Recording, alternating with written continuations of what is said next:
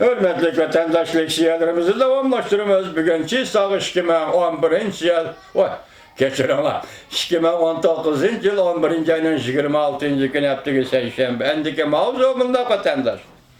Amerika'nın Cungo'da turuşluk baş elçisi Beycan'a agahlandırış bir hep mındak dedi. Biz Şengan vaziyetiga qattiq diqqat qilyapmiz. Mavzuli xabar 11 ayının 26 günü Amerika ovozidan Xitoy tili programmasi e'lon qilindi. Xabar mundaq boshlanadi.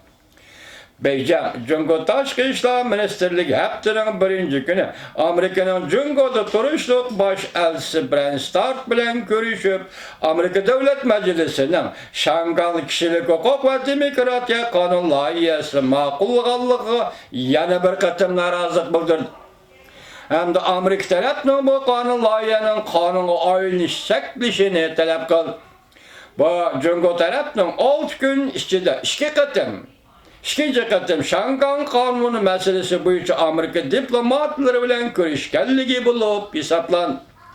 Brian Stark bosh elchi Brian Stark tunugun Jungo amaldorlarga mundaq ko'rsatdi. Amerika taraf Shangan vaziyatiga qattiq diqqat qilyapti.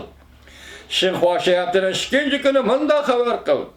Jungo Tashqi ishlar ministrligining ma'mur ministri Jing Ziguang Amerika Qo'shma Shtatlarining Jungoda turishliq bosh elchisi Brian Stark bilan ko'rishdi. Jing Ziguang Amerika Davlat Majlisining Shangan kishilik huquq va demokratiya qonun loyihasini ma'qullaganligiga norozilik bildirdi. Jing Ziguang mundaq dedi. Amerika Davlat Majlisining bu qonun loyihasi Jungoning ishga ishiga aralashganlik. Jungo taraf bunga qat'iy qarshi turdi. Jing Ziguang mundaq dedi. Jungo taraf Amerika tarafining bu qonun loyihaning qonunga oylanishini to'sib qilishini talab qildi. Agar undaq bo'lmaydi ekan, bundan kelib chiqadigan barliq oqibatlarga Amerika tarafdan üstü geliş gerek. Amerika taraf bütünlüğü üstü geliş gerek. Baş elçi Brian Stark mundaq dedi. Her qandaq yeni siyasi qarashlar ve ideyalar erkin ve haqiqiy adaletlik saylamda özünü ifadelaydigan çağ yetip kelgende adamlar bunundan bahir alındı. Yani bir haber vatandaş Rayın dairlik saylamdan keyin namoyishchilar yana yo'l to'sib oldi ve o'quvchilarni qutqizayli deb shior to'g'risida mavzuli xabar 11 ayning 26 kuni Amerika ovozining Xitoy programmasi e'lon qilindi. Xabar mundaq boshlandi.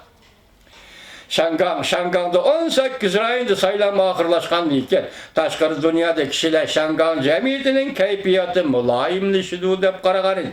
Lekin 26 kuni tushdan keyin Junxuan Jiolong rayonida oq yaqiliq namoyishchilar namoyish ko'tarib, tez sur'atda qatnash yo'llarini qamal qilib, Tabii Pella Üniversitesi qo'g'dab, qo'rshovda qolgan o'quvchilarga madad berdi va jumladan o'quvchilarni qutuldirishga chaqiriq qildi.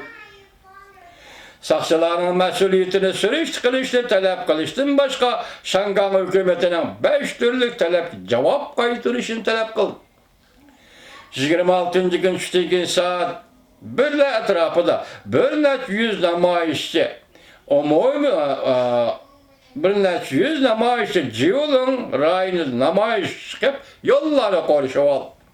Saqchilar zo'ravonlikni surish qilishni talab qildi hamda o'quvchilarga madad berdi. Namoyish qatnashganlarning hammasi ish kiyim kiyishdi. Ish kiyimi kiyishdi, ya'ni ishxonada ishlaganda kiydigan kiyimni kiyib chiqishdi.